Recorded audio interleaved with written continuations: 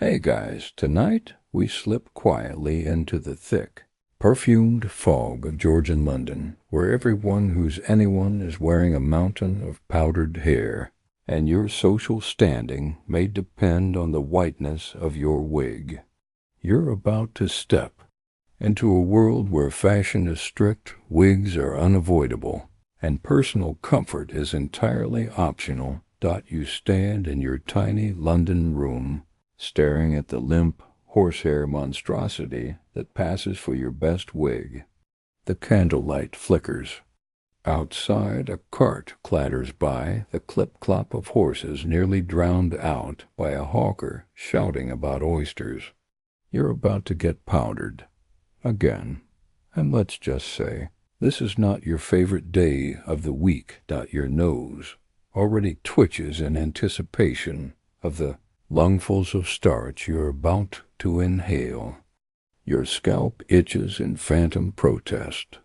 The mere thought of sitting still for 45 minutes while a valet hurls clouds of lavender-scented dust at your head is enough to make you want to flee to the countryside. But of course you can't. You've got obligations, a dinner party, someone's opera box. Heaven forbid you show up unpowdered. This isn't just vanity. This is status, law, ritual. Powdering day is a necessary evil, and somehow it always feels like a form of punishment.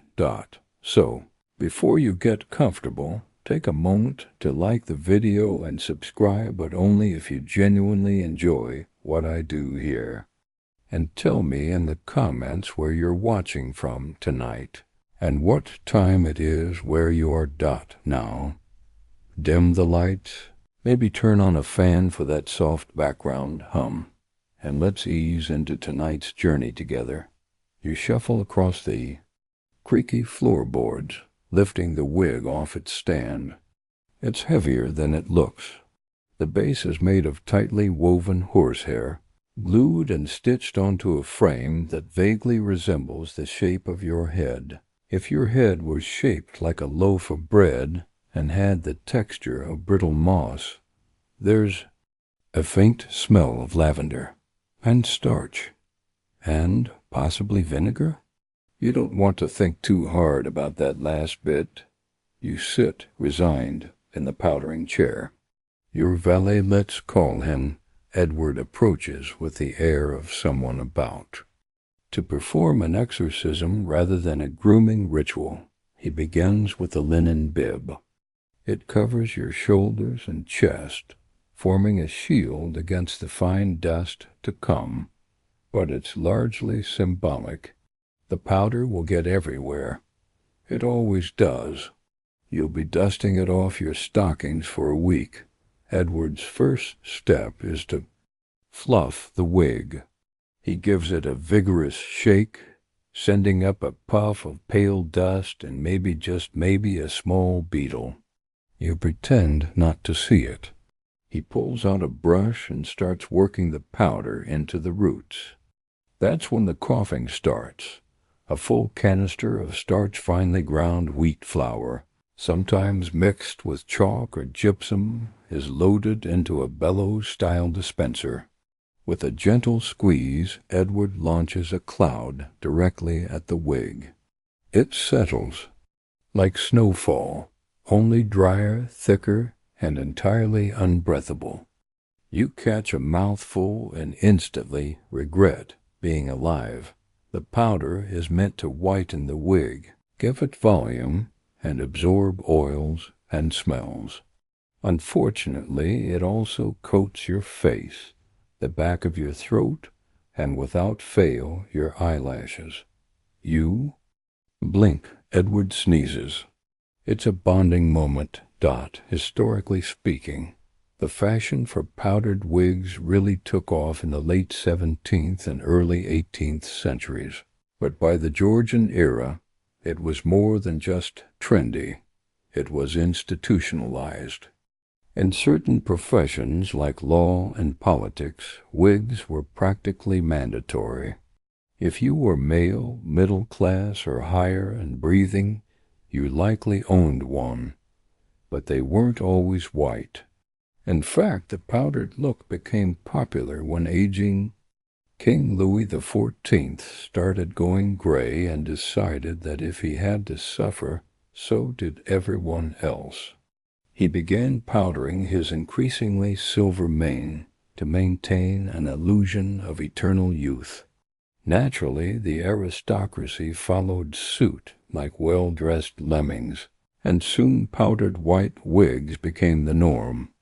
Of course, historians still argue whether this was about health. Lice were rampant, and powder sometimes had insect-repelling herbs, or just raw aesthetic competition. But either way, you're stuck with it. Edward moves on to the detail, work-fluffing the curls, applying a bit of scented oil to the temples, perhaps tucking a silk ribbon near the nape to add a touch of flair. You try not to breathe Dot at some point. You glance at the window. Across the narrow alley, a neighbor's silhouette is visible, undergoing the same ritual. You both look like ghosts in training. And the irony? Powdering didn't even work that well. The starch clumped in humidity. The scent faded after an hour. The powder got everywhere on furniture, food, pets, and unsuspecting guests. Some salons even had to hang fabric canopies to catch the fallout from repeated powderings. You're basically living at a pastry shop without the fun part. Still, the show must go on. Tonight's gathering requires peak Georgian presentation, and that means a perfectly powdered head. Even if your lungs feel like they've been filled with antique pancake mix. Edward gives the final spritz of orange blossom water, a last attempt to mask the fact that the wig has been reused more times than you'd care to admit, and you're done. You rise, pat your chest to dislodge some of the excess dust, and head for the door, hoping the evening's humidity doesn't undo the last hour's effort. As you descend into the lantern-lit London streets, the scent of roasted chestnuts mingles with sewage and horse droppings. You glance sideways at a passing gentleman. His wig is impeccable, towering, almost architectural. Yours? Slightly askew. Ah, well, you'll fix it in the powder room. You step out into the moist, smoky streets of Georgian London, and immediately feel your wig begin to wilt under the weight of real life. A breeze might help, but this is London, where the only wind you can count on carries soot, pipe smoke, and a faint trace of river rot from the Thames. You square your powdered shoulders and march forward. Tonight's your reminder that wigs aren't just decorative. They're a form of legal tender. You don't just wear a wig, you wear your place in the hierarchy. And if that sounds dramatic, wait until someone mistakes you for the wrong class because your curls are too short, too flat, or God forbid unpowdered. Georgian society is like a chessboard, and your wig is your piece. A barrister's wig has tight curls and a short tail. A clergyman's is a modest bob. A courtier's might reach absurd heights and come with curls so defined they could slice a boiled egg. Every curl, ribbon, and powder hue has meaning.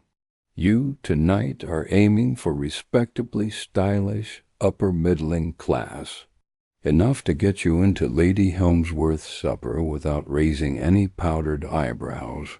A passerby nods at you, his own wig, streaked elegantly with ash-gray powder.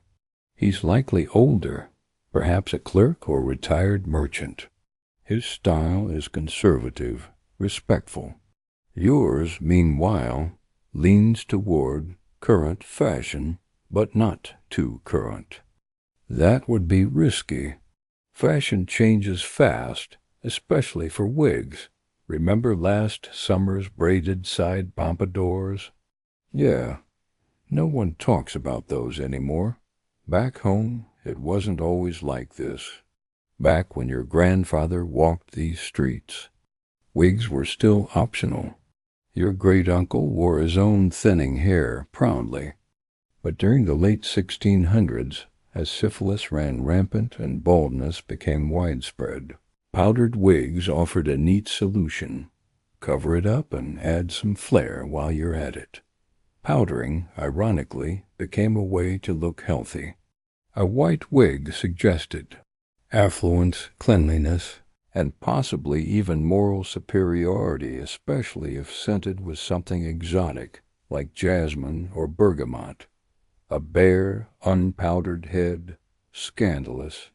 Worse, it made people wonder if you couldn't afford a valet, or if you had lice, or if you were, gasp, a radical thinker, because yes, by now, wigs weren't just fashion, they were ideology. Wiglessness could be interpreted as disrespectful, revolutionary, even French. And if there's one thing mid-Georgian London is united on, it's not wanting to look French. So every Saturday you powder. Every Sunday you top up. And every weekday you dodge puddles and low door frames while balancing what feels like a starched cabbage loaf on your head. You recall with grim fondness the time a chimney sweep brushed by you too quickly, and you had to reapply an entire tin of powder before tea with your aunt. The indignity. Historians still argue whether this obsession with wigs came more from court culture or colonial export. Dynamics powdered wigs were status items, but also economic ones. Entire industries sprang up around them. Starch mills, scent makers, hair traders, some of them quite unscrupulous, and, of course, the army of barbers and valets needed to maintain them. There was even a parliamentary debate over the rise of peruke dealers, middlemen who sold wigs second-hand, some of which may or may not have been taken off the heads of the recently deceased. You don't ask questions when the curls are this tight. And, of course, wigs weren't just for men. Aristocratic women wore them too often, styled into elaborate constructions involving feathers, jewels, and occasionally small birds. But let's be honest, those were less wigs and more architectural projects with personality. Yours, thankfully, is humble by comparison. Still, even simple wigs had a gravitational pull. You can feel yours tugging slightly to the left as you walk, partially from uneven powdering, partially from the weight of judgment from passers-by. You duck into a narrow side street, seeking a shortcut. Here the buildings lean inward, like gossiping. Old ladies. The air thickens with cooking smoke and chimney soot. Your wig might not survive this alley. As you pass a row of tightly packed shop fronts, you spot a peruke maker's sign, a carved wooden head wearing an exaggerated wig dangling from rusted iron brackets. The shop smells of glue, lanolin, and something faintly acidic. You peer through the window. Inside, bundles of human hair, some blonde, some coarse and black, hang like herbs from the ceiling beams. A tired man works with a heated curling rod over a small flame. You hope he has good ventilation. Powdered starch plus open flame is just one bad decision from spontaneous combustion. And yet, this shop is doing a brisk trade. A younger apprentice helps a client fit a new piece. It's powdered pre-sale, of course. Presentation matters. You remember reading about how some enterprising wig makers collected fallen hair from street sweepings and chamber pots, then sanitized it, mostly, for reuse. It was a booming business. Waste not, want not, right? But all this effort, and for what? A look, an identity, a place in the room. Even though your scalp itches and your nostrils sting, you still wouldn't dream of showing up wigless. Not unless you're ready to be mistaken for a dissenter, a poet, or someone with dangerous ideas. And let's be honest, you're just here for the canapes. A cart barrels past, rattling your bones and jostling your wig an inch backward. You stop, adjust it with the tip of your gloved fingers, and sigh. Powder trickles down your collar. Again, Dot almost there now. You reach the corner of the main boulevard and blend into a parade of finely dressed silhouettes. Everyone here is powdered, puffed, and preened. The street lights shimmer off satin coats. A powdered head bows politely to you. You nod back, trying not to cough. This isn't just society, it's theater. And you, my friend, are in costume. The door to Lady Helmsworth's townhouse opens with a groan that sounds vaguely judgmental. A liveried footman peers at you through narrowed eyes, assessing wig quality before he even checks your invitation. Fortunately, you pass, barely. He steps aside with the kind of mechanical grace that only comes from years of not rolling one's eyes at powdered nonsense. Inside. The air is thick with perfume, roast game, and a generous haze of hair powder. This is the real powder room, except nobody's using it to freshen up. No, this room exists purely to make a statement. We all went through the same itchy, choking ordeal, and now we're going to stand around pretending we didn't. You move through the crush of bodies, careful not to bump anyone's coiffure. There's nothing more socially dangerous than brushing a sleeve against someone's freshly powdered curls and leaving a streak. That and calling a duchess madam when she's really a marchioness. But the powder streak? Practically criminal. You locate the side corridor where servants are bustling in and out. You ask to be shown to the guest powdering room, just in case your wig needs a final fluff. The footman doesn't even blink. Everyone asks that. You're led to a curtained-off alcove, dimly lit and barely big enough for a person and their dignity. A wooden chair, white with fallout from hundreds of previous guests, awaits you. You sit. A mirror, cracked but functional, stares back at you. You tug at your side curls. They've drooped slightly. The heat, or maybe the stress. Powder clings unevenly in some places, leaving you with what looks suspiciously like dandruff, but make it fashionable. You reach for the brush and a tin of powder left on a side table. This particular blend smells of lavender, chalk, and regret. You dab some onto your brush and gently tap it along your parting. Instantly, you choke.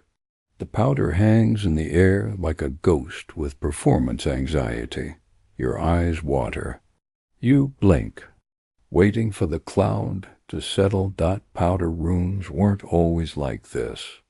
In earlier decades, before wigs ballooned into portable architecture, powdering was a more private affair. Barbers or valets handled it in the home. But once the aristocracy turned wig fashion into a performance art, these rooms became essential. At any gathering, no one wanted to be the guest with a lopsided coiffure. What's worse, powdered wigs tended to melt, not literally, but under the sheer pressure of sweat, candles, and human proximity, they'd slump or shift. Powder would cake at the roots, flake onto shoulders, or, in extreme cases, attract small insects looking for a cozy home. Historians still argue whether some hosts installed special powder closets as a form of vanity, or as a sly way of pointing out who needed them. Either way, you've been in some fine ones, lined in velvet, scented with rose water, attended by discreet servants with silver brushes. This one, it'll do dot. And then there's the social theater of powdering. People would pretend they didn't notice each other's powdery disasters, unless they wanted to make a point. A slightly off-white shade. Oh, is that French powder? Delivered with a faint smile. A streak across the back collar. Silence, followed by whispers once you left the room. You adjust your wig one final time and step back into the crush. Here's the thing. You can't lean back. Chairs with high backs are the enemy of wigs. Instead, people perch. They hover. They lean artfully to avoid contact between their head and any surface that might flatten their flowery masterpiece. That's why these salons and parlors are filled with awkward postures. Everyone is dancing the powdered tango, making sure not to disturb the carefully sculpted towers balanced on their heads. It's a choreography of discomfort, and while we're being honest, no one is really comfortable. Behind every powdered smile is an itchy scalp and a desperate longing to scratch it. You spot someone across the room. Lord Whitgrove, wearing what looks like a fully swan-feathered monstrosity atop his head. You blink. That can't be real.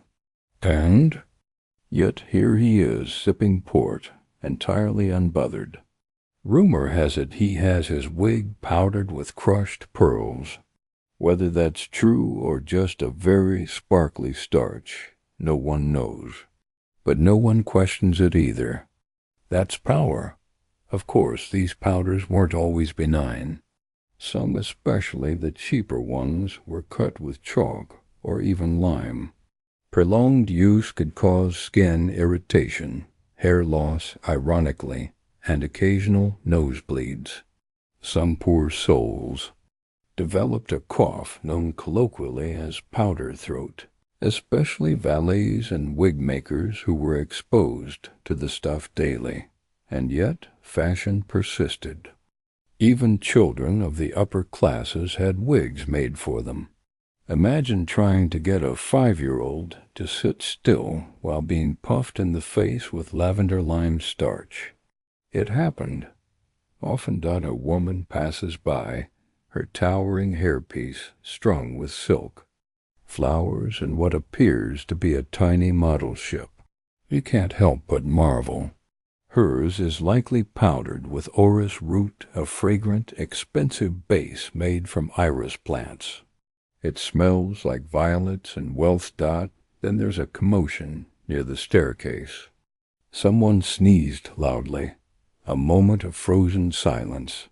All eyes turn. A gentleman dabs at his powdered nose, leaving a white streak on his glove. He tries to recover with dignity, but the damage is done. A servant discreetly offers a cloth. Social. Recovery may take days. Your own wig, by contrast, is holding up surprisingly well. Despite the humidity, the heat, and the general chaos of the evening, your curls remain fluffy, your powder intact. Small victory. You make small talk with a minor viscount, trying not to inhale too deeply. The smell in the room is overpowering. Perfume, sweat, starch, wine. A cocktail of polite suffering, and yet everyone is smiling. Because to show discomfort would be to break the illusion. The illusion that powdered elegance is effortless, refined, and so-worth. It. You smile too. You've earned it. Powder and all. You wake the next morning with your wig askew on its stand, silently judging you from across the room like a disappointed tutor.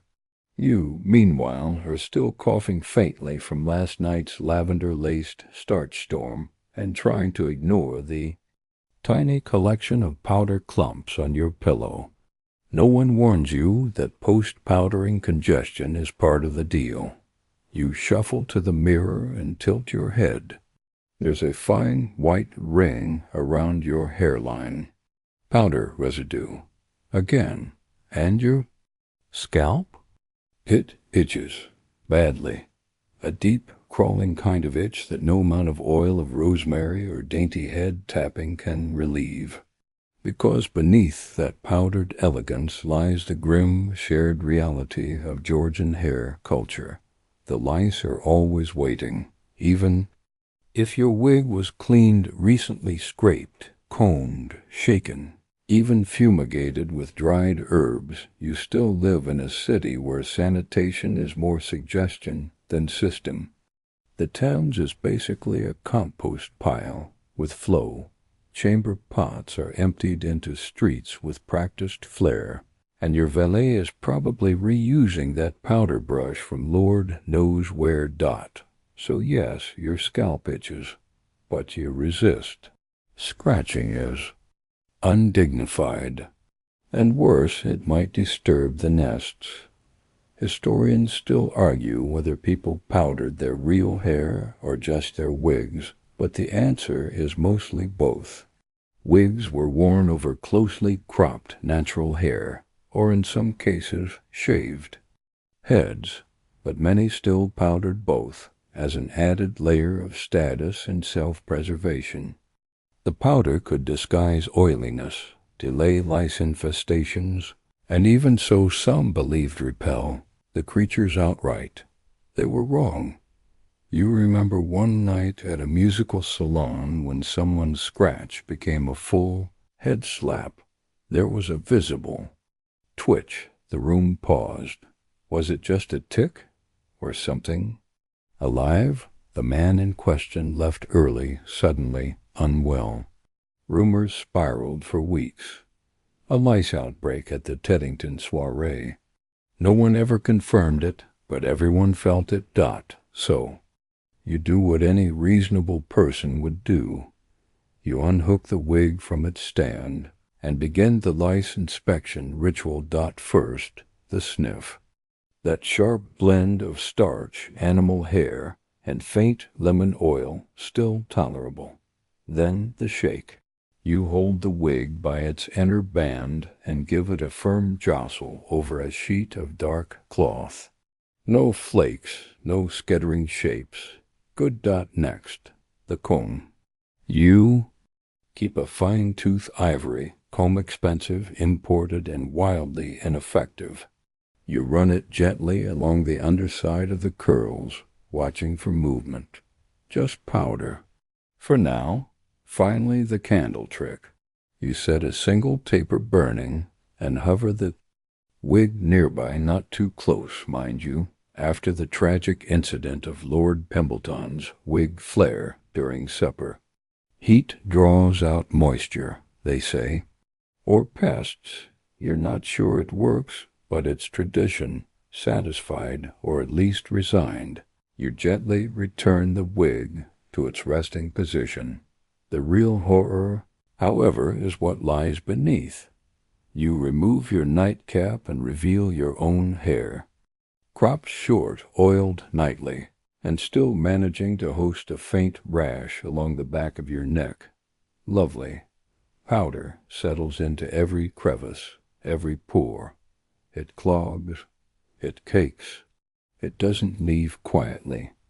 You apply a thin Sava mix of goose fat and lavender water. It helps. Slightly, maybe. The itch becomes a tingle. You'll take it?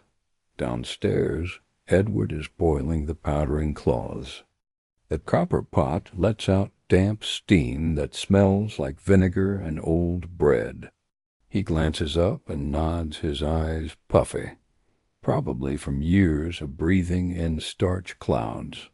Barbers and valets like him were essentially the front-line workers of the powdered elite. They inhaled, they brushed, they sneezed, and they paid the price that many developed chronic coughs. Some even lost their sense of smell, permanently altered by the fragrant storm they worked in daily. Powder lungs, they called it. Not official, but common enough to be whispered about in taverns and barber shops. You're lucky. You only wear the wig. Edward lives with it. Still, you can't help but notice the new bottle he's holding. A different brand of powder, perhaps. You ask? He nods, slightly grim. Merchant said it's chalk and rice flour, he mutters. French. He says it like someone describing a suspicious cheese. You sigh. It'll do. The powder itself is stored in decorative tins, many of them porcelain or silver-plated. They sit on your dressing table like tiny grenades of elegance. This one, unfortunately, has no scent. You miss the faint citrus tang of your previous blend. But times are tight. You recall a fringe practice among the truly eccentric, adding perfume to the powder.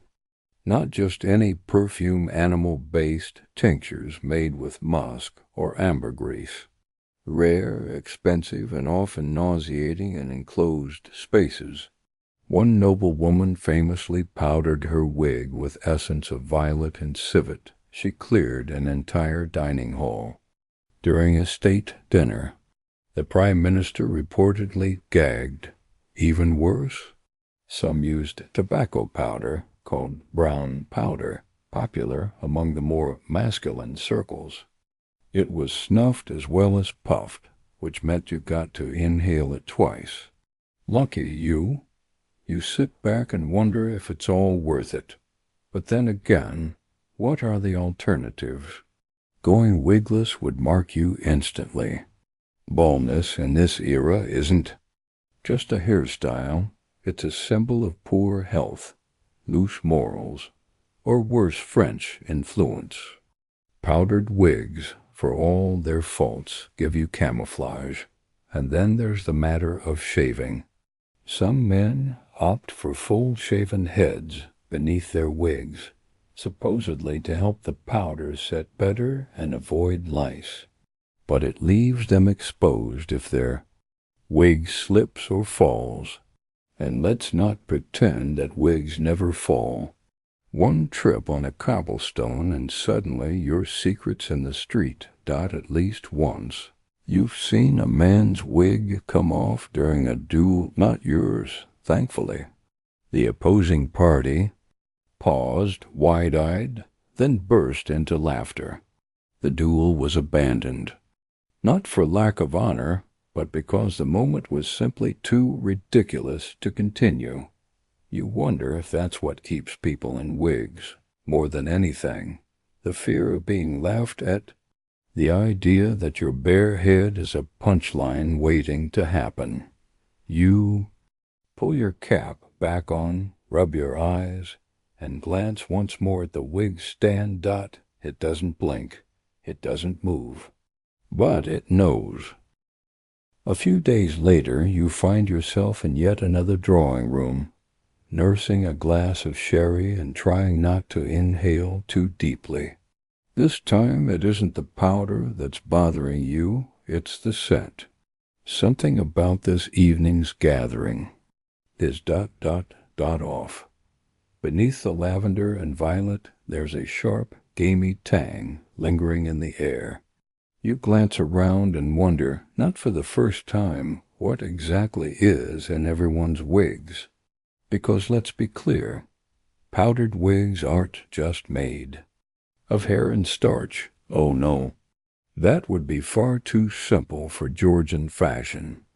What you're smelling now is the real cocktail essential oils, herbal extracts, and if you're particularly unlucky animal, byproducts that would make a butcher flinch.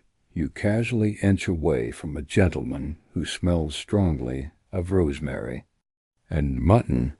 His wig is flawless, but the scent wafting from it is enough to season a stew. You're not being dramatic. Powder recipes varied widely, and while the upper crust could afford scented starches blended with orris root and orange blossom, others relied on creative solutions. One common additive: bone ash. Finely ground, usually from sheep or oxen, it was cheap, chalky, and clung well to hair. Another favorite: powdered rice mixed with pulverized eggshells for that extra crunchy texture nobody asked for. But the real stunner: some cheaper wig makers bulked up their powder with meat trimmings. Rendered, dried, and ground into fine dust, these added body to the mix. Think of it as the sausage filler of the powdered world. You're not supposed to smell it, but sometimes, well, it's hard to miss. Historians still argue whether these bizarre additives were ever widespread, or just the result of unscrupulous back-alley wig vendors cutting corners.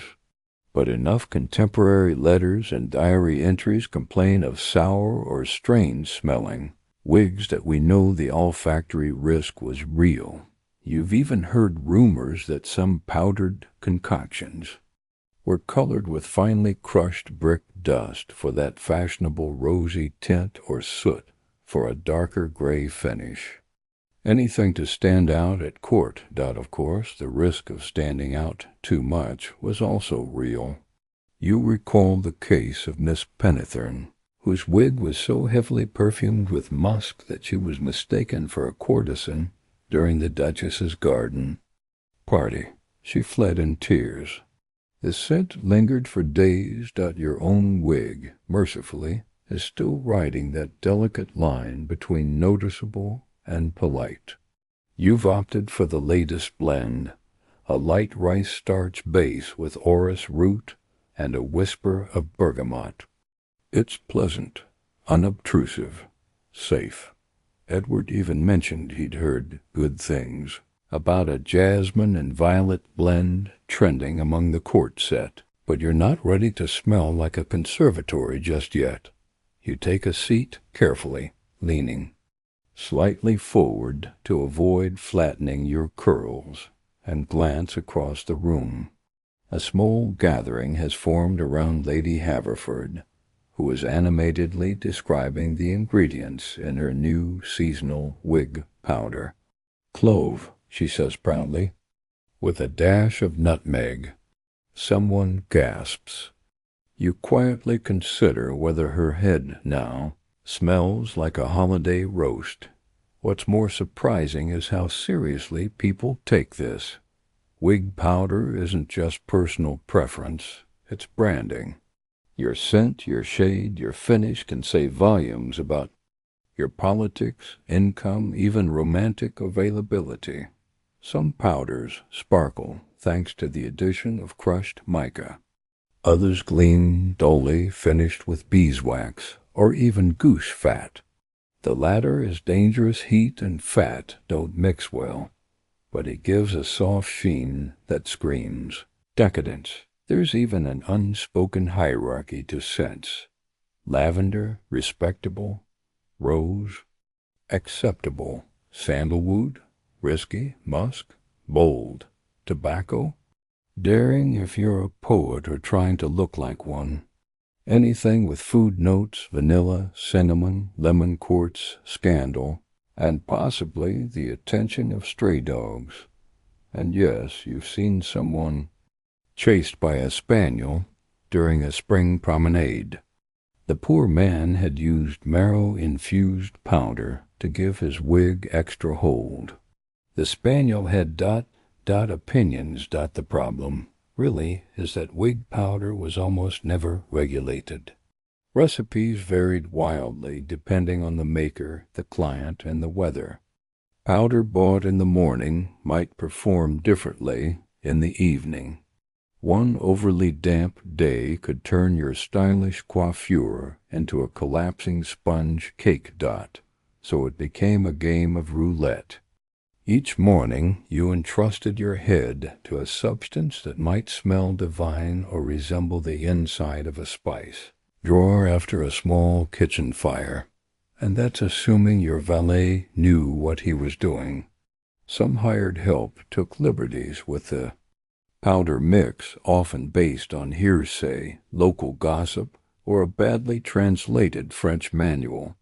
Ed would once tried a blend that included finely ground seaweed. You spent the afternoon attracting gulls. You lean over and whisper to your neighbor, a stiff man with powdered sideburns shaped like parentheses, "Smell anything odd?" He sniffs politely. "Parsnip," he replies without blinking. "Third one this week." You nod, grimly impressed. Across the room, someone sneezes. Not the dainty, gloved kind, but the full-body, cannon blast kind. A puff of pale blue powder explodes from the top of his wig. Several heads swivel. One woman clutches her fan in horror. It takes a moment for everyone to settle again. You wonder what could cause a powder to turn blue. Indigo, perhaps? Or crushed? Lapis? Or just mold? There's no telling. You make a mental note to burn your brush when you get home. And yet, despite the discomfort, the risks, and the olfactory roulette, the powdered wig reigns supreme. Because ultimately the suffering is part of the spectacle. Everyone here has powdered themselves or been powdered for this very purpose. To look good while pretending none of this is completely unhinged. And you? You're playing the game beautifully. Just maybe avoid the parsnip powder next time. The sun has barely crested the soot-stained chimneys of your London neighborhood when you're roused by Edward knocking on your chamber door, already holding the powdering bellows like a man on trial. You groan. Today is powdering day again. You'd rather be anywhere else, possibly in debtor's prison, where at least they don't require scent coordination. Edward, bless him, enters with the slow caution of someone about to interact with a dangerous animal. "If we start now," he says gently, "we can be finished before your 11 o'clock with the accountant." You sit upright and immediately regret it. Your neck is sore. Powder fatigue, they call it, an entirely real affliction caused by weeks of holding your head still while being lightly suffocated in starch. But Edward's suffering runs deeper. Today isn't just hard for you. It's worse for him. Wig valets like Edward were the unsung casualties of the powdered wig craze. While society admired the result's symmetrical curls, whisper-soft finishes, heavenly scents, it rarely acknowledged the person behind the bellows. Edward, like thousands of his peers, is part barber, part chemist, part therapist, and part target dummy dot as you sit, and he begins the ritual layering towels, brushing the wig base, checking for insects you notice.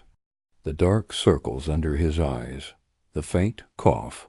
He's been inhaling powder for years, and not the luxury kind. The cheaper the blend, the more damage it does, especially to the lungs and throat. There are no safety masks. No windows open for ventilation. Just starch day after day. Historians still argue whether some wig servants were given extra pay for powdering, or if it was simply lumped into the job. Based on Edward's meager wages and permanently whiteened fingernails, you suspect the latter. You remember overhearing a conversation at the club once one gentleman bragged that his valet could powder 6 heads an hour. Another scoffed, claiming his man could do 8. Nobody mentioned whether those men could breathe afterward. Edward lifts your wig with the practiced care of a relic handler and begins to fluff it out. He glances at the powder tin.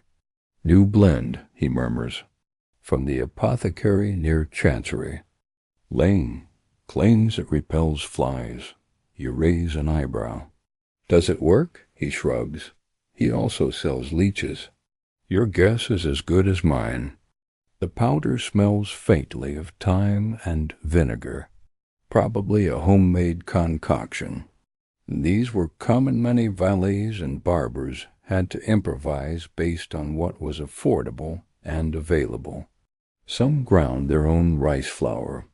Others cut it with chalk, cornstarch, or questionably ashes from burnt bread.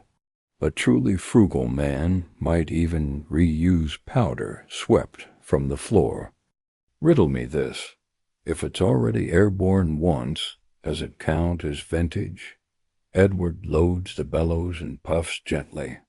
The powder settles into your curls with a soft hiss and a tickle that reaches deep into your sinuses. You cough. He winces, apologies. He says, "It's finer than I thought." You wave it off, wheezing.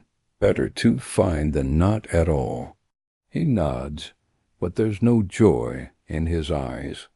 You realize this is the part no one talks about. The people who hate wigs most aren't the ones wearing them. It's the ones working behind the scenes.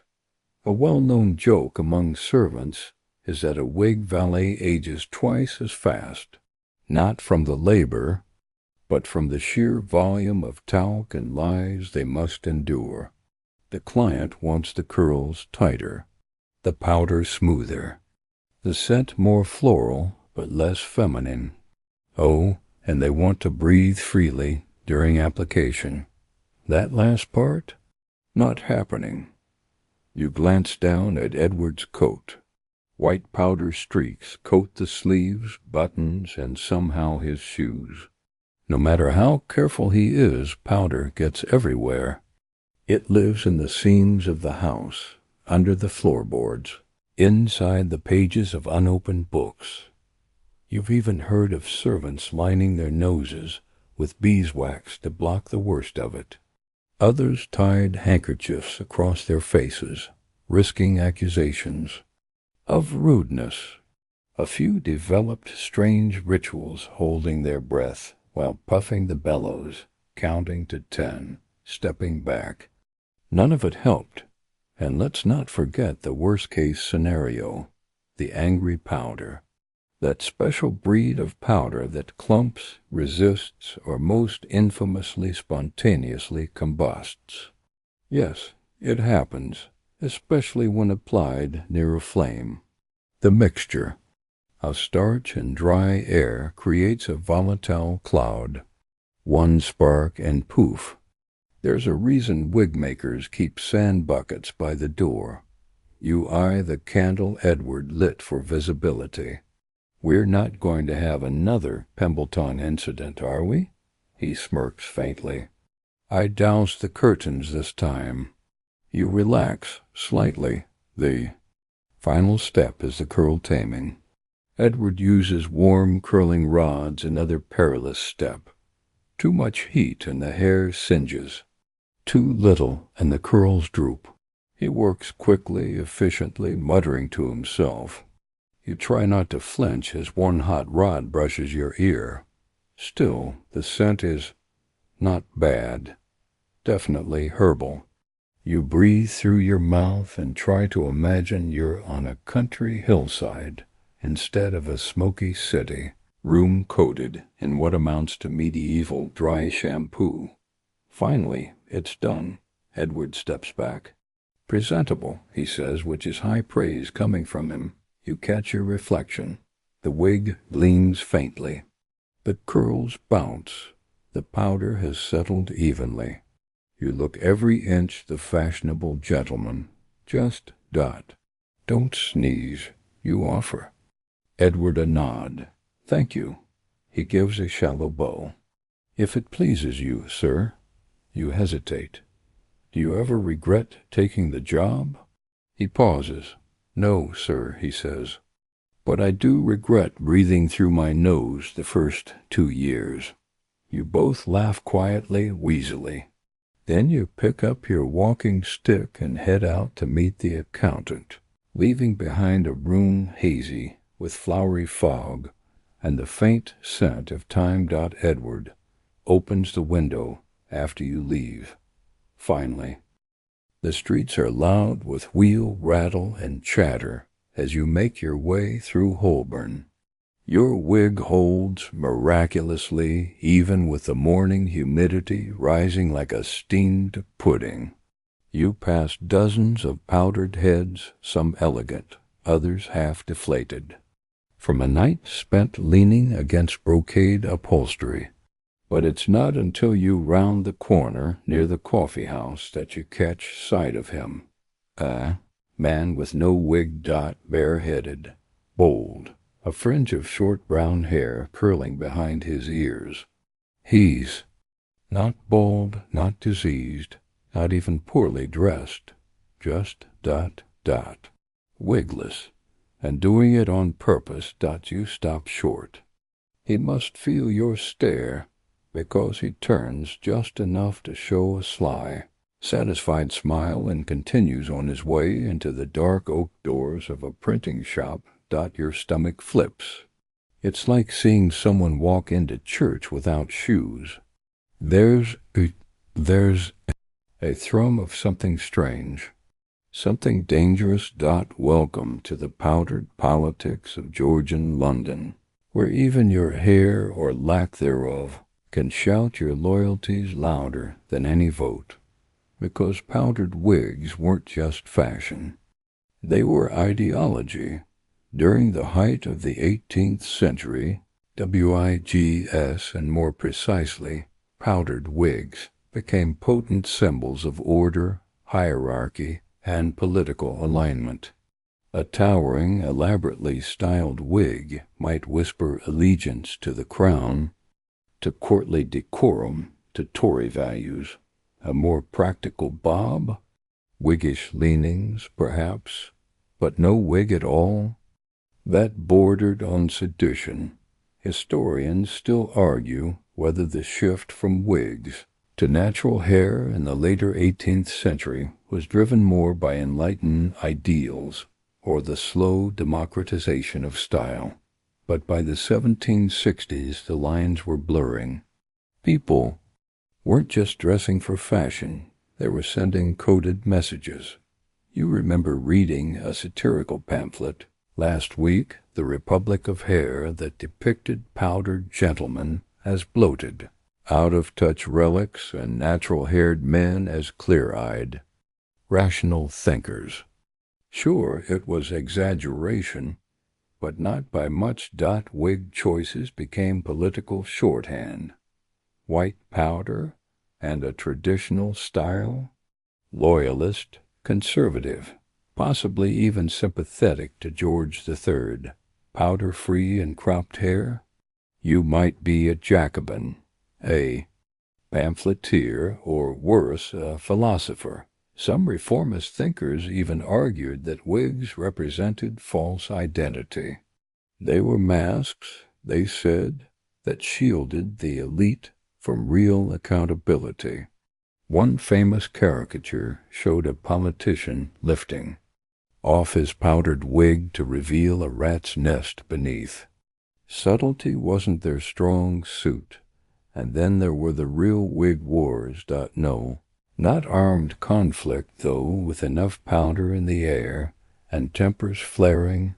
Anything seemed possible, but social and verbal battles played out in print shops, taverns, and drawing rooms. You recall the debate at last month's Gentlemen's Club. Lord Sedgemoor had tried to praise the practicality of going wigless. He said something about simplicity of form echoing the purity of thought. He barely got through his second sherry before someone dropped a spoon into his tea with forceful symbolism. The room didn't recover until dessert.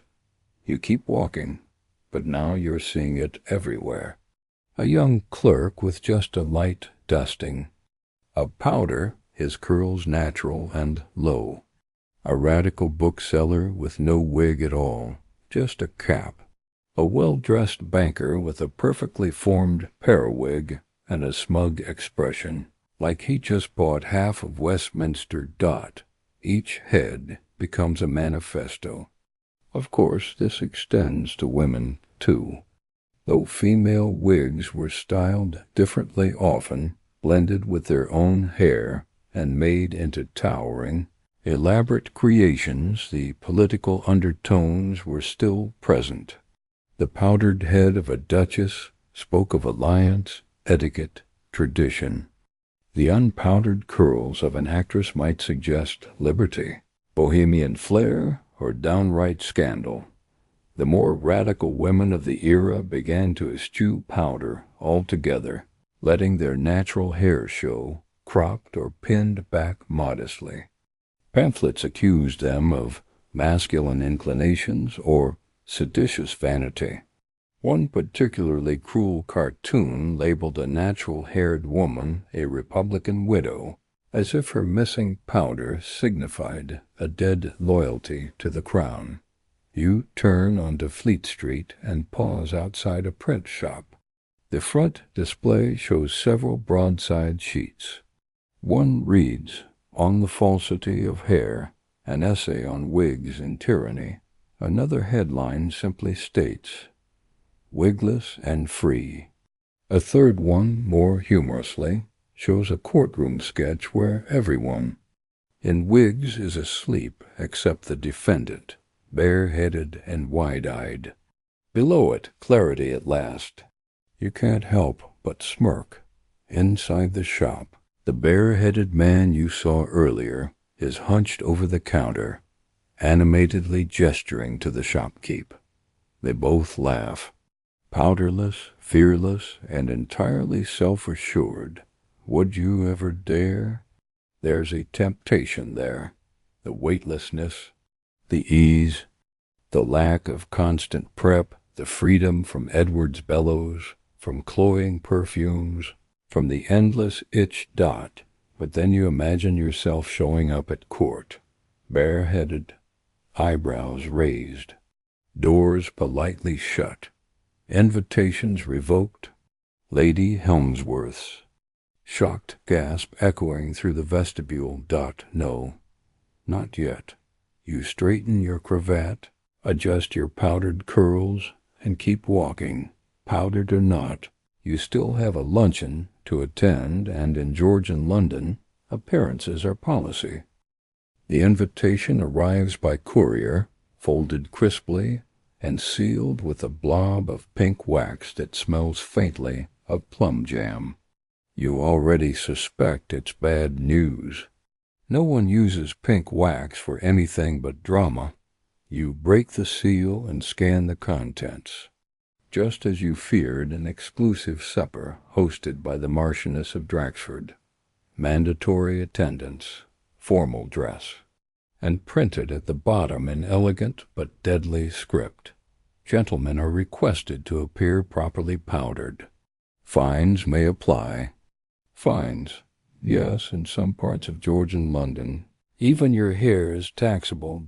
You sink into a chair, the powdered edge of your wig scratching the back of your neck like a judgmental feather duster. Not only will you need a full repowdering, but it seems you're about to brush up against one of the strangest, most absurd chapters in wig history, the powdered black market. You see, the demand for high-quality powder had grown to such extravagant heights that even the Crown got involved. And when the government sees people throwing money at sacks of rice flour and lavender, it does what governments do best. It slaps on a tax. In 1795, Parliament passed the Hair Powder Act, requiring those who wished to continue the powdered tradition to pay an annual fee, specifically a guinea per person. In theory, it was a revenue measure meant to encourage simplicity and fund military campaigns. In practice, it created chaos. Historians still argue whether the law was introduced out of financial desperation or a sly push toward changing fashion. Either way, it had immediate consequences.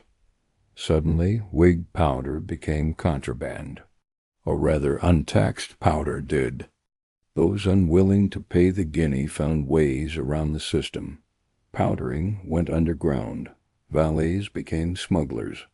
Apothecaries started labeling their starch blends as flour treatment for linens.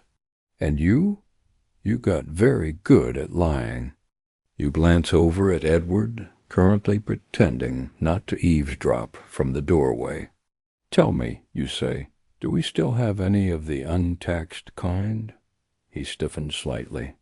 "Only the good stuff, sir." You smile. "That's exactly what I'm afraid of. Because here's the thing, using black market powder isn't just risky, it's unpredictable. Quality control doesn't exist. One tin might be smooth and subtly scented. The next could be filled with cheap filler and turn your wig into a cement sculpture under humidity. And let's not even mention the colors. You recall last spring's disaster at Lord Harwood's garden party, when the wind caught a guest's badly mixed powder and blew it across a line of dignitaries. 4 powdered wigs turned pink. Bubblegum pink. One man claimed it was rose-scented. The rest claimed sabotage. The Marchioness of Draxford would never forgive such a thing. Her standards are legendary. She once ejected a viscount for arriving in off-white stockings. Powder infractions? Probably a capital offense in her book. Edward appears a moment later with a battered tin labeled in pencil. Church blend. You blink. Why is it called that? Because the vicar uses it, smuggled in with the hymnals. Of course, you pop open the lid. It smells fine. A little chalky, but with a hint of lemon and thyme. No visible insects. You decide to risk it. You're not made of guineas. That night you arrive at the Marchioness's townhouse, powdered, pressed, and perfectly poised. The footman gives your wig a long look, but ultimately lets you in. You exhale. Inside, you realize immediately, everyone here paid the tax. The powder is too perfect, too uniform. That soft, expensive gleam. The scent in the air is like walking into a perfumery's bank vault safe, luxurious and deeply unaffordable. Your own head feels suddenly budget by comparison. You nod politely through conversation, but it's there. That tiny voice whispering. They know. You overhear snatches of discussion about the tax, some disdainful, some smug. One man proudly announces he paid double to register his butler's head as well. Another complains that the tax is a government plot to make men look like their horses. You're not sure what he means, but the others laugh anyway. And then, across the room, you hear it. "Darling, do you smell thyme?" Your heart freezes. A woman with a tower of curls, sprinkled with what looks like edible gold flakes, sniffs the air delicately. Her companion, one of those men who wears velvet like he was born in it, leans in and adds, "Yes, quite. Rustic, isn't it?" Rustic. The ultimate insult. You resist the urge to claw your own head clean. Instead, you float toward the window and pretend to admire the street lamps. Edward warned you black market powder was fine for taverns and late-night card tables, but never for the Marchioness of Draxford. Still, even if you'd wanted to pay the tax, the process is absurd. Official forms, a ledger entry at your parish, and a token to be carried with you in case of inspection. There are horror stories of men stopped in the street and asked to produce their powder license. One man was allegedly fined twice after losing his badge in the wind. Naturally, a counterfeit market bloomed. powdered tokens made of pewter instead of silver, forged receipts. One barber was arrested for selling licensed wigs that were neither licensed nor even remotely clean. You spot Lord Wembley near the fire, his wig styled with 3 tiers of loops and a tiny peacock feather. His powder has that telltale shimmer he paid the tax, probably 3 times over. He catches your eye and raises a glass. You nod back, carefully turning so the light doesn't catch your more. Matte finish dot, it's all absurd, of course. The wigs, the powder, the taxes. But the Marchioness smiles as the room shimmers around her, each head carefully dusted and fragrant. You sip your wine and try not to sweat, because sweating breaks the powder seal.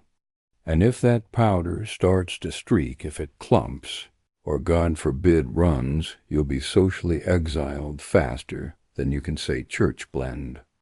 You escape the Marchioness's salon with your dignity mostly intact, and only a mild, time-scented cloud trailing behind you. You count it as a win? The powdered elite seemed more interested in sparkling cordial and gossip about the royal stables than outing anyone for budget blends this time, anyway. Still, the experience sticks with you like stubborn starch on your collar. The power dynamics of powder are exhausting.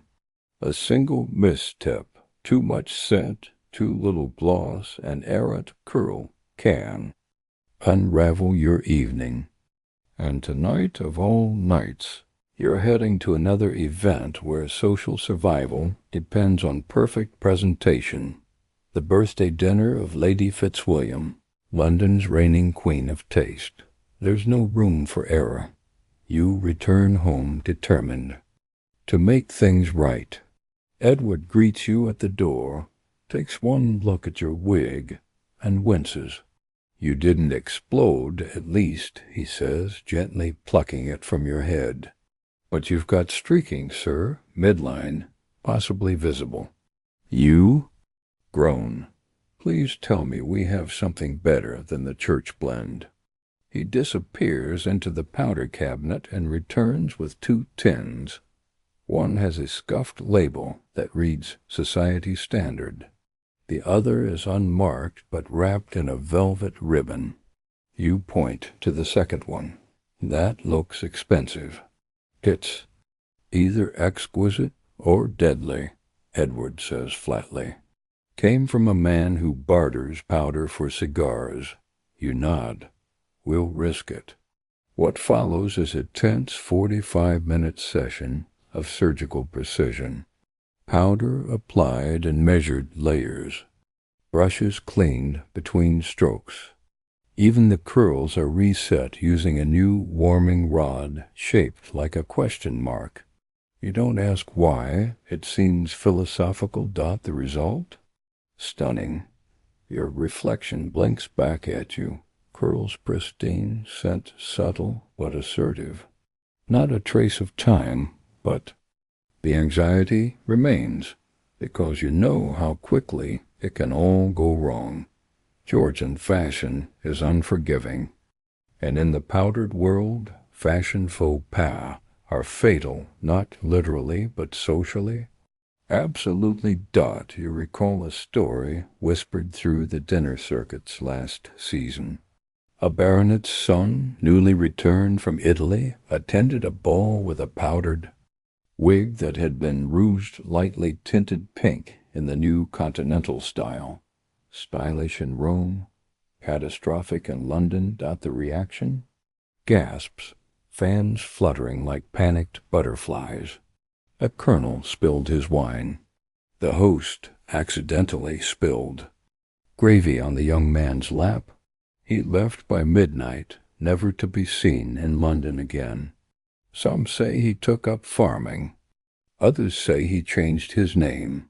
Historians still argue whether the British resistance to colored powder was mere conservatism or deep political unease. But one thing's certain, Powdered society in London had rules. White or ivory powders were acceptable. Anything more adventurous was risky. Lavender tint? Acceptable for elderly spinsters. Blue? Theatrical? Green? Political satire. Black? Entirely scandalous unless worn in mourning, and even then, not without debate. And then there's the finish. You learned this the hard way at Lady Fitzwilliam's event. The room is glorious walls papered in gold-flecked damask, candlelight flickering across crystal. You make your entrance with confidence, your curls bounce. Your powder smells of pear blossom and achievement. And then someone whispers behind their fan. Flat finish. You pause mid-sip. You glance at the speaker, Lady Edrington, unknown. Fashion sniper, and notice she's looking at your wig with the polite curiosity one might reserve for a taxidermied cat. You smile stiffly and move on, but now it's all you can hear. Flat finish. What does that mean? Is your powder too matte? Did Edward forget the final oiling? Did the velvet-wrapped blend come without beeswax binding? You retreat to the nearest mirror and tilt your head. The powder sits evenly. No streaks. No clumps, but yes, it lacks gleam. You've walked into a shimmered world wearing a powdered snowdrift. This is how it begins, the slow, silent unraveling of reputation. Because Georgian society doesn't confront you outright. It doesn't boo or hiss. It whispers, it titters, it notices.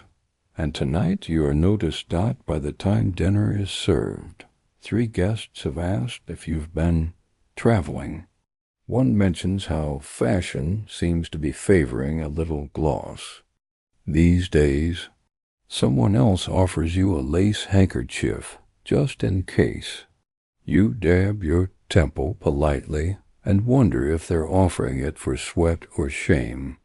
Then, to your horror, you're seated across from Lord Marlborough, a known wag, fashion critic and author of a treatise on the powdered gentleman. He eyes your head like a pastry he's unsure whether to eat. You brace. "My dear fellow," he says, adjusting his napkin. "What an interesting choice, rather unadorned." "Subtle," you manage to say, indeed, like boiled mutton. Subtle, to the point of invisibility. He smiles, you do not. Dinner continues. You eat your roasted duck with quiet dignity and plot your escape. After the 4th comment about your restraint, you begin to suspect Edward might have skipped the finishing gloss. Or maybe the blend was too old. Or possibly sabotaged. Yes, that's it. Sabotage. You scan the room. Someone in here brought a fake powder tin. Someone slipped bad powder into society.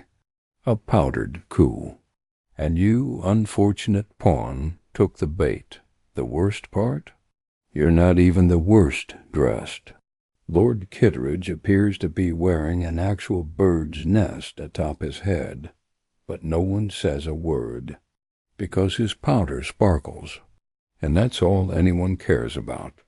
You survive dinner. Barely. You even make one decent joke about powdered custards, and powdered wigs being equally dangerous. Mild laughter. No redemption. But as you step outside into the cool night air, you make a vow. Never again. From now on, no experiments. No unknown tins, no velvet ribbons. Only tested, certified, socially, bulletproof powder. You may not win the wig wars, but you won't lose by finish. It starts with a crackle, a faint pop, like a firework fired in shame, barely heard over the tinkle of crystal and the hum of courtly gossip. You're standing near the candelabra at Lady Westmore's winter gala, sipping mulled wine and pretending to enjoy a discussion about pineapple cultivation, when the second pop draws everyone's attention. Heads turn, eyes widen, then someone shrieks, "A gentleman's wig, previously immaculate, grand, and probably insured, has caught fire." For a moment nobody moves. It's as if time itself has powdered over in stunned silence. Then a footman lunges forward with a silver tray, smothering the small blaze in a pile of warm tartlets. The room gasps. The man's pride and part of his wig is reduced to scorched starch and crushed pastry. The gala, predictably, continues. Barely, but you can't stop thinking about it. Because this isn't just an embarrassing moment. It's a known risk. Wig. Powder, at least the popular kind made from finely milled starch, is extremely flammable. You don't need to be a chemist to realize that coating your head in a fine cloud of flour and then standing near open flames is what polite society might call a bad idea. Historians still argue whether fires caused by wig powder or widespread or just a theatrical handful of incidents. But you have now witnessed one, and you can't unsee it. You start noticing how many candles are always burning in Georgian homes, how close everyone stands to the hearth, how much powder floats through the air like snow that forgot to melt. This entire society, you realize, is one ill-timed sneeze away from becoming a pastry shop explosion. You remember old Edward warning you about this. "Always powder before lighting the lamps," he once said, "or you'll roast your curls like goose skin." You thought he was being dramatic. You thought wrong. There's even an infamous case you recall from the papers, a minor nobleman whose wig exploded during a carriage ride. Static from the first seat, coupled with the friction of his powdered head against the silk roof, allegedly caused a spark. The horse bolted. The coach tipped. His wig flew out the window in a flaming arc of aristocratic despair. You think about that man more than you'd like to admit. Tonight, back home, you eye your powder tin with suspicion. It looks so innocent, so matte, but the label might as well read "Caution. May ignite social scandal and physical combustion." Edward enters with your evening wig and eyes your candle. "Might I suggest the sconces instead, sir?" "Strongly suggest." You reply, firmly. You blow it out. Powdering becomes an act of caution now. He sets up a new routine. First, douse all flames. Then open the window, even in winter. Then apply powder from a safer distance. He fashions a makeshift funnel out of parchment, so the dust lands only where it's needed. It feels absurd. It also feels like survival, and yet not everyone adapts. The traditionalists insist on powdering by firelight. They argue it enhances the shine, warms the powder, makes the experience more ceremonial, which is a nice way of saying more dangerous. Lady Appleby, the infamous fashion eccentric, is rumored to powder during candlelit dinners. She even claims the faint wisp of heat helps the scent bloom. You suppose that's true if by bloom she means detonate. You begin hearing murmurs at salons and supper clubs. Powder-shy patrons. Low-flame households. One host removes candles entirely and serves dinner in cool lamplight, citing aesthetic reasons, but clearly protecting her drapes and her guests from sudden flame. Even some of the more conservative publications start referencing safe powdering zones and low-spark blends. One enterprising apothecary invents a starch substitute made from boiled turnips. It doesn't burn. It also doesn't stay on hair or smell good, but it's safe. Technically, Dot, of course, you'd think people would stop powdering entirely, but they don't, because status is still more powerful than safety. No one wants to be the first to show up unpowdered, even if it means treating their head like a tinderbox. You find yourself mentally measuring candle distances at every event. 3 feet? Acceptable. 1.5? Dangerous.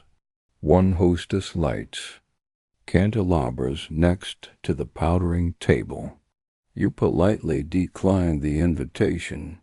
You even spot a new accessory, the wig guard. A small silk hood worn while passing through candlelit rooms.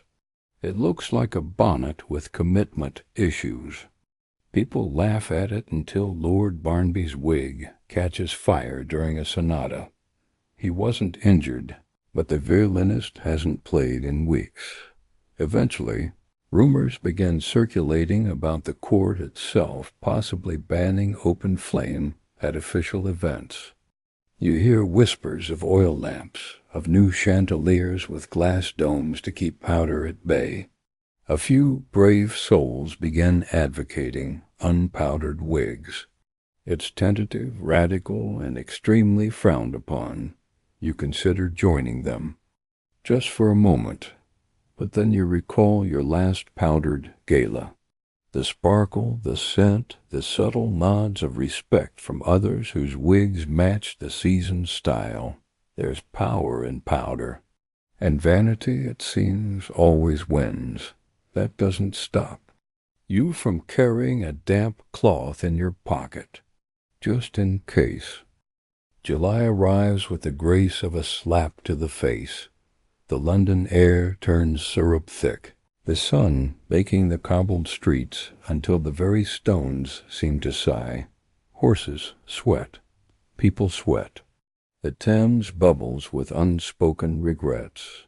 And you, dressed, in full summer attire, complete with waistcoat, stockings, and your ever-faithful powdered wig, begin to regret every choice that led to this moment. The problem, fundamentally, is that no one in Georgian London designed wigs for hot weather. A powdered wig in summer is like wearing a padded oven on your head while someone sprinkles flour into your mouth, which is unfortunate because society doesn't pause for heat waves. Dinners must be hosted. Balls must be attended. Fashion must prevail. You stand before your mirror, adjusting the stiff collar of your linen cravat, your wig already fighting for its life. The curls are beginning to slacken.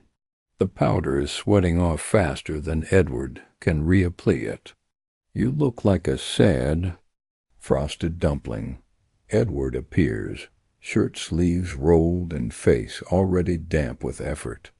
"If I could respectfully suggest, sir," he begins, "we forego the topcoat this evening. It's currently 94 degrees, and the dog has fainted." You glance over.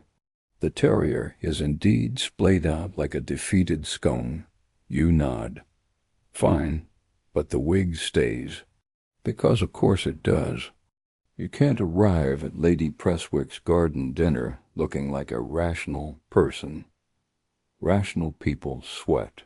You are fashionable Dot as Edward puffs fresh powder into your curls. You cough and blink through the fog. It's worse in summer powder. Clings to moisture, turns into a chalky glue, and then settles into every possible skin fold. Historians still argue whether wigs were ever truly meant to be worn in July, or if society simply refused to admit that weather applied to them. The French court, notoriously decadent, once held a midsummer ball where powdered wigs were paired with fur-lined cloaks. Over a dozen guests collapsed. No one spoke of it. You, at least, are trying to be smart. You've heard tricks. Some men secretly shave their heads beneath the wig cap for better airflow. Others have tiny cloths sewn into the wig lining to absorb sweat. One gentleman was rumored to insert thin slices of cucumber between wig and scalp. That man now lives alone, still. The second you step outside, it begins. The heat hits you like a puff from an angry baker's oven. You immediately feel the powder begin to melt. Not literally, of course, but your scalp tingles. Your forehead dampens. Your curls, so carefully teased, begin to clump like wet hay. You haven't even reached the coach dot by the time you arrive at Lady Presswick's. You're no longer a gentleman, you're a soufflé, and you're not alone. The garden is a tableau of powdered misery. Men wave fans, desperate and inelegant. Women clutch handkerchiefs soaked with lavender water. The smell is indescribable. A heady mix of perfume, sweat, starch, and wilting aristocracy. Someone sneezes. Someone else drops a wig entirely caught on a low-hanging branch. It swings like a pale ghost above the party. Lady Presswick herself greets guests from beneath a canvas awning, face powdered into near geological layers. Her wig is enormous, decorated with silk flowers that are visibly drooping. A single bead of sweat snakes its way down her temple, carving a trail through the powder. You bow. She smiles through clenched teeth. So lovely you could join us, she says. Isn't it refreshing? You make a non-committal sound, one eye twitching as a bead of your own sweat dislodges a flake of bergamot powder into your right nostril. You sneeze discreetly, mostly as you move through the garden, dodging low branches and collapsing topiary. You witness a series of small powdered tragedies. A man mops his brow and leaves behind a streak of white paste on his handkerchief. A woman faints quietly into the arms of a footman, her wig slipping sideways like a melting ice sculpture. A small dog, possibly Lady Presswick's, barks at a man whose powder has turned a shade of green. He insists it's intentional. No one believes him. Then, of course, there's the pudding. A magnificent lemon custard is unveiled at dessert, and as the footman leans forward to serve it, a small puff of powder falls from his own poorly secured wig onto the surface. There is a pause, a collective holding of breath, and then, with stoic grace, the pudding is served anyway. No one blinks, because this, dear listener, is powdered life in Georgian summer. You try to enjoy yourself. You really do. The conversation is lively. The music is fine. But every time you turn your head, a small avalanche of powder escapes down your collar. Your neck itches. Your ears sting. And your curls, once perky, now hang like tired parentheses. You retreat behind a hedge for a moment of privacy and peel your wig off briefly, fanning your face with a plate. The relief is exquisite, dangerous, addictive, but you replace it, because you remember the man from last season who publicly removed his wig during a summer fete. He claimed heat stroke. The crowd claimed indecency. He wasn't invited back. You return to the gathering, powdered, wilting, but upright. Lady Presswick clinks her glass for a toast. To summer, she declares, and to staying fashionable. Through it, everyone cheers, you smile, and pretend your scalp isn't crying. You barely make it through the summer without baking your brain beneath a starch-crusted helmet. But now it's autumn, and with it comes a fresh kind of terror. Wig day at the royal court. Yes, today is the day your appearance must be immaculate, not merely socially acceptable, but absolutely ceremonial. The powdered elite will be present in full force. Lords, ladies, archbishops, ministers of questionable importance, all crammed into rooms lined with velvet and staring at each other's heads like judges at a cake competition. And your wig? It's single quotes S. Fine. Probably Edward, however, is not fine. He's been up since dawn. You wake to find him pacing the foot of your bed, holding two wigs like they're dueling pistols. Left is conservative, he says. Right is aggressive. You sit up, still groggy. Aggressive how? It has an extra ringlet, you blink. Is that a statement now? In this season, he says. It's practically a manifesto.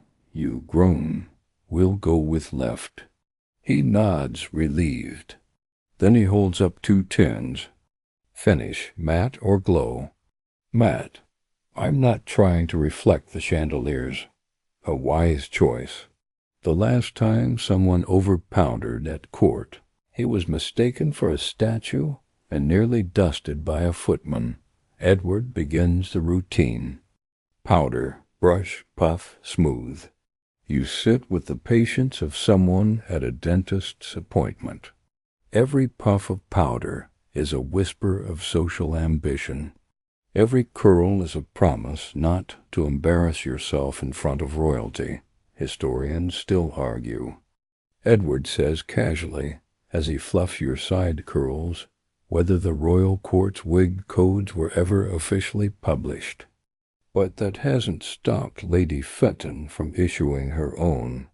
You nod. Lady Fenton, royal fashion arbiter and menace of the powdered world, has a long memory and a sharp tongue. Her critiques can ruin a season. She once described their rivals' hairstyle as unbaked meringue. The woman was never seen again. When you arrive at the palace, the tension is immediate. The courtyard is full of carriages, each one more ornate than the last. Footmen scurry like powdered ants. Inside, the scent of starch and perfume is overwhelming. Someone is wearing clove. Someone else is wearing fear.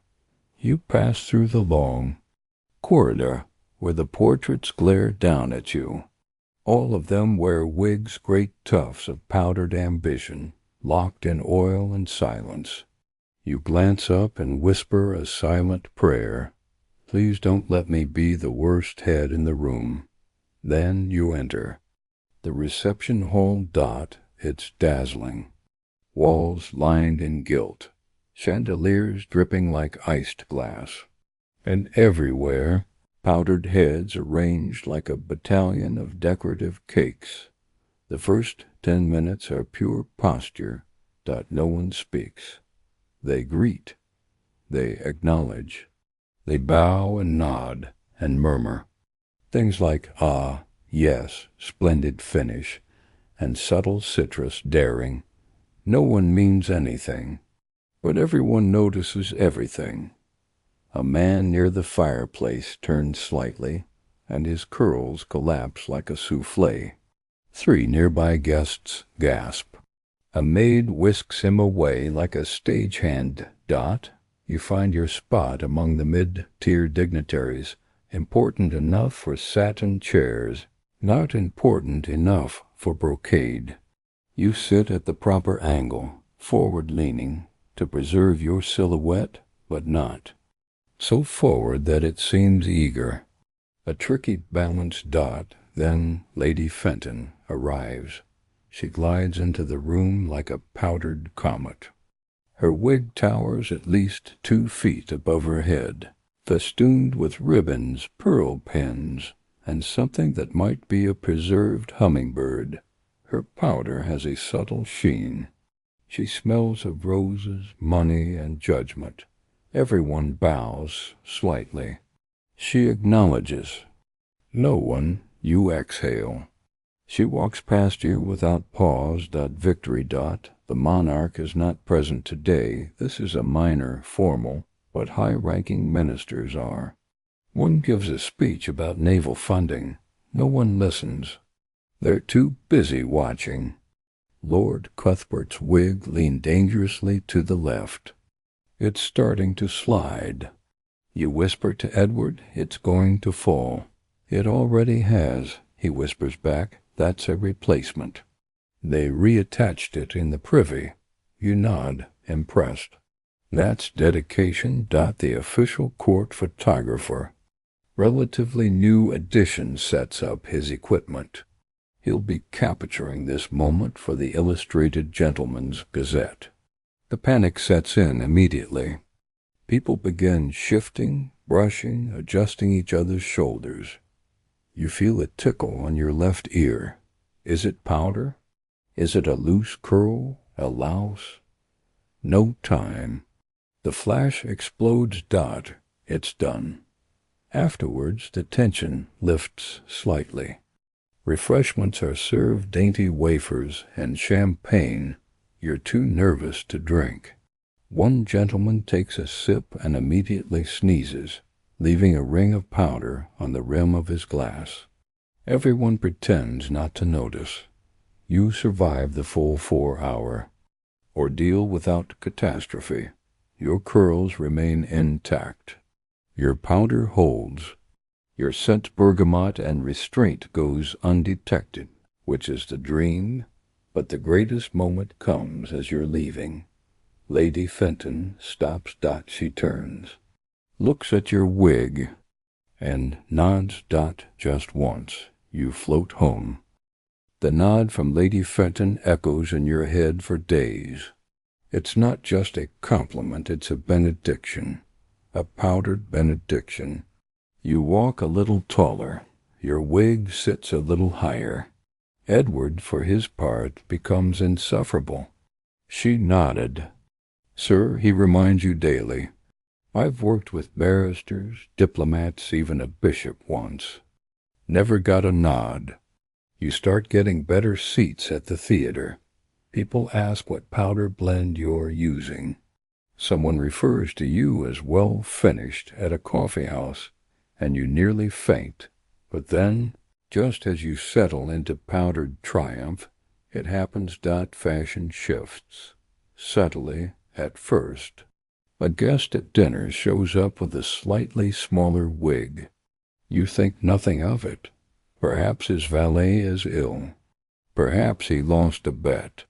But then another man wears his own hair to a card night, just lightly styled, no powder. He's not mocked. He's admired. The whispers begin. Clean lines. Modern. Natural. You stiffen, natural, in public. At your next event, you notice a troubling pattern. Wigs are getting shorter, curls looser, powder lighter. You try not to panic, but it's undeniable. The powdered rain is beginning to fray. Historians still argue what triggered the shift. Some say it was the influence of French fashion, those pesky revolutionaries with their cropped hair and disdain for powdered heads. Others credit the Enlightenment, logic, reason, and the idea that maybe wearing horsehair dipped in flour isn't the pinnacle of civilization. Either way, the message is clear. The wig is in decline. And you? You're not ready. You cling to your powder routine. You polish your curls.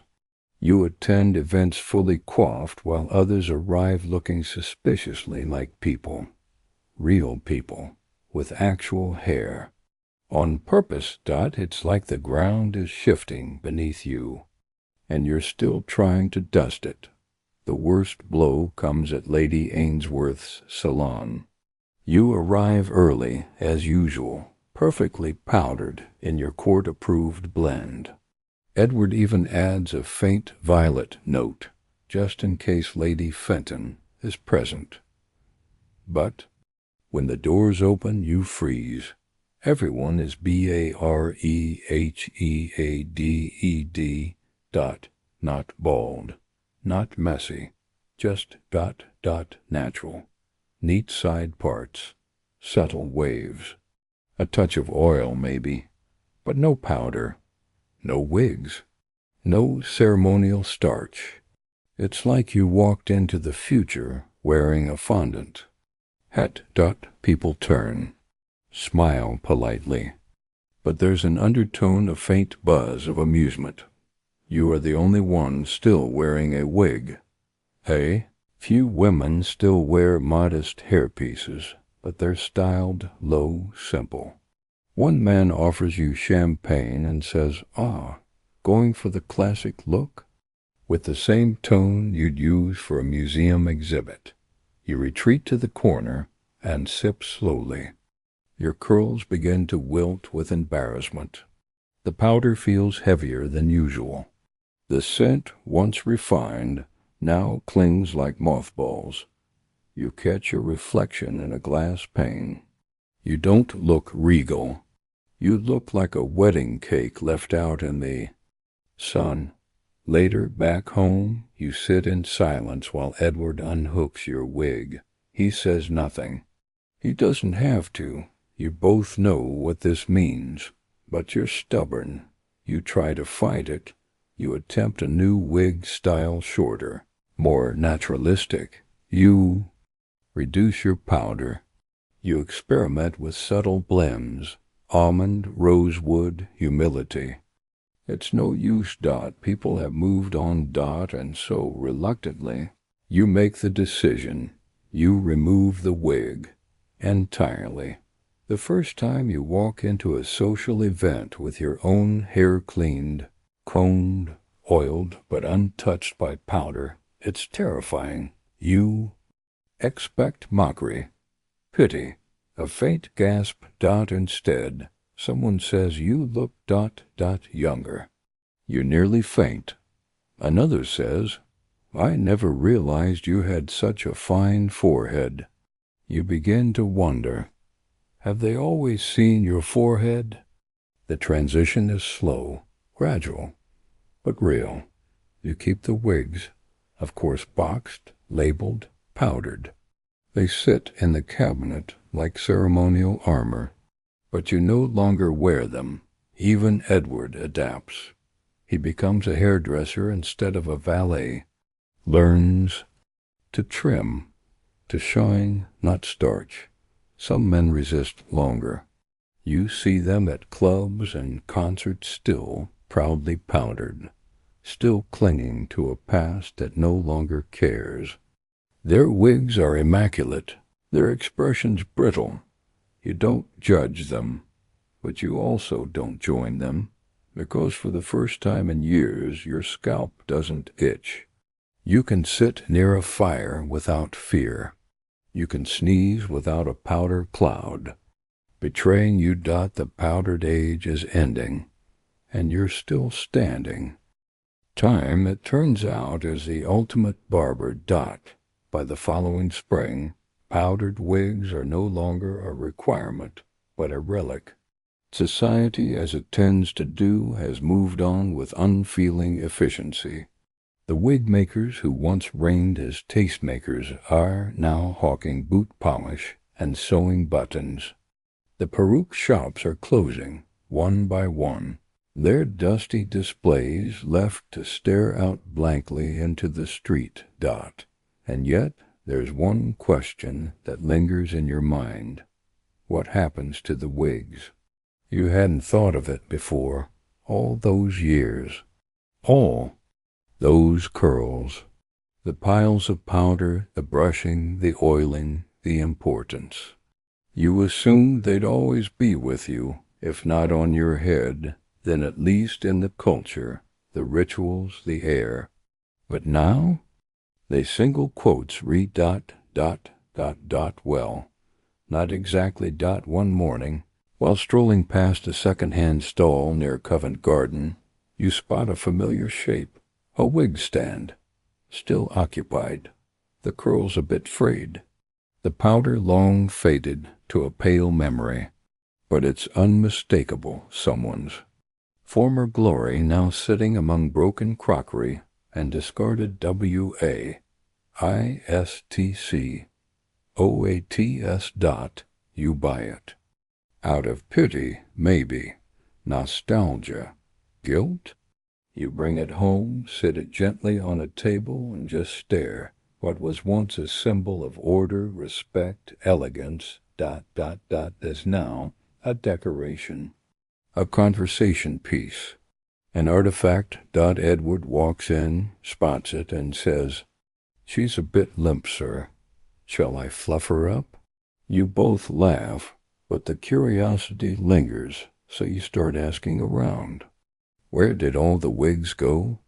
Some were kept boxed away by sentimental aristocrats, lined in lavender sachets and denial. Others were burned, ceremoniously or otherwise, in fits of fashion-forward rebellion. And some, well, they were repurposed. One. Rumor says a wig-maker in Spitalfields began stuffing discarded wigs into furniture cushions. A handful of gentlemen's clubs reportedly contained armchairs that, when sat upon too abruptly, released a faint cloud, a bergamot and chalk. You tried one once. It was like sitting on a memory. Another story more persistent than confirmed says wigs were ground down and sold as insulation for winter coats. Keeps heat in and lice out, the seller reportedly claimed. The science seems dubious. Historians still argue whether wigs were more often buried, burned, or broken down for parts. There's no grand museum of powdered fashion, no sepulchre for the curls. They simply faded. You even visit a former perruque shop turned bakery. The sign still hangs above, P. Hornswell and Sons, wigs for gentlemen of quality. Below, the scent of sugared bread and fruit tarts wafts out. The owner, a cheerful woman with flour on her nose, tells you they kept the shop name out of irony. "We still do powdered things," she grins. "Just different sorts." You think of all the wigs that graced banquets, courtrooms, carriages. The ones worn in the rain, the ones that fell off during kisses, the ones dusted with soot during riots. They carried secrets, style, even scandal. And now they're pillows, padding, compost. One day you find Edward in the attic, dusting off. A long-forgotten crate. "What's that?" You ask. He smiles faintly. Your first full wig set. Inside, 5 heads, carefully wrapped. One is a quart, wig-tight curls, still faintly citrus-scented. Another is the travel wig, short, simple, slightly singed at one edge. You never did learn how that happened. There's even the party wig, overly tall, once graced with a ribbon that you thought was understated. It wasn't. You sit there together, surrounded by these powdered ghosts. You run a finger along the fringe of the most worn one. A soft layer of dust clings to your fingertip. "I thought I looked important in this." You murmur. "You did," Edward replies. "There's no ceremony to it. You don't weep. You don't burn them. You simply leave them in the box, tuck it back under the eaves, and close the door. The world has moved on. And you? You're part of it. But sometimes, walking through the city, you swear you catch a faint trail of orris root, of dried lemon peel, of powdered confidence drifting through a crowd. And you turn. No one's there. Just the wind. Just a memory. The final wig goes quietly. No ceremony. no audience. Just you, one overstuffed wardrobe, and a ribbon-tied bundle that once sat proudly on your head like a powdered crown. You lay it in the drawer with a sigh. You're not sad exactly, just lighter. Literally and otherwise. This, you realize, is the end of an era. Not just for you, but for everyone who once lived life through a haze of lavender starch and social anxiety. And as absurd as it all was, choking clouds of flour, melted curls in July, flaming sideburns, you can't help but feel a little nostalgic. The powdered world was maddening, meticulous, sometimes mortifying but never boring. Every morning was a performance, every head a statement, and every puff of powder was a whispered prayer to be seen, admired, approved. Now, with bare scalps and low-profile side parts ruling the salons, you have to find other ways to express yourself. Clothing, conversation, maybe actual personality, a terrifying prospect. Edward, of course, has reinvented himself effortlessly. He's opened a modest grooming shop. No wigs, no starch, just oils, brushes, and quiet dignity. He's good at it. Better, even. His cough has vanished. His hands, once ghost-white from constant powdering, are healthier now, less brittle. You still visit him weekly. Do you miss it? He asks one morning while trimming your sideburns. You think, then nod, slowly. Not the powder, but the ... ritual. He understands. Routine is a kind of armor, he says. We all wore it. And he's right. You wore that wig like a shield, against judgment, against obscurity, against the terrifying prospect of being just yourself in a world that measured worth by symmetry and scent.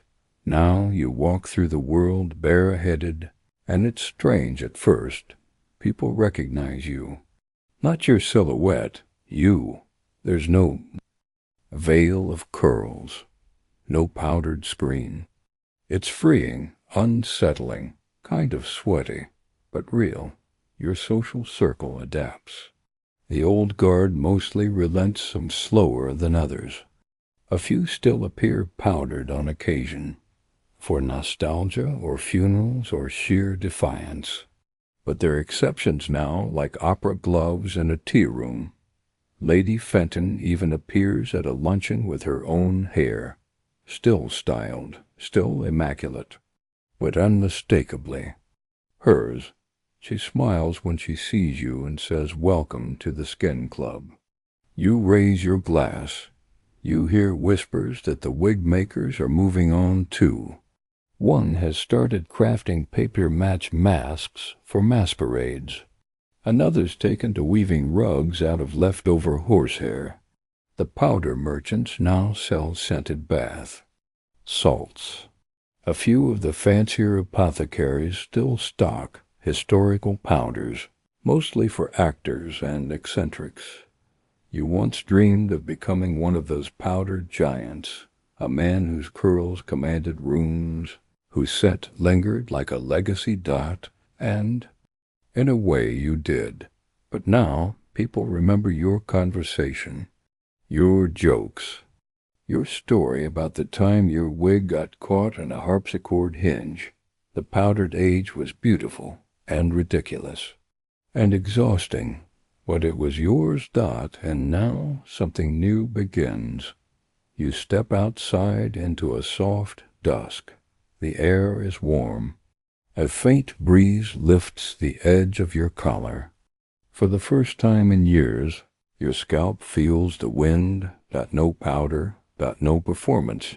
Just you. And it's enough.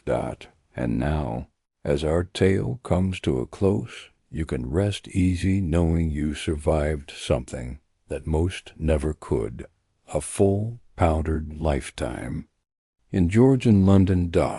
Let the last tendrils of starch settle gently around you like a memory you're not quite ready to brush away. Feel the heaviness of wigs past lifting from your thoughts, replaced by something softer, quieter, a breeze across your bare head, the light touch of evening air that doesn't carry the scent of orris root or bergamot, but simply peace. You've seen the spectacle, endured the itching, dodged the flames, and emerged into a world less powdered, more human. And as your breath slows, your thoughts settle into the padded corners of your mind, where old wigs go to nap forever. Let the noise of powdered salons and candle-lit disasters fade into the background. Let the crackling sounds of history melt into something gentler now, a hush, a sigh. It's all behind you, all brushed away. And in this quiet, still moment, with your head light and your heart at ease, sleep finds you like a final ribbon tucked gently behind the ear. No more powder, no more pressure, just stillness and dreams.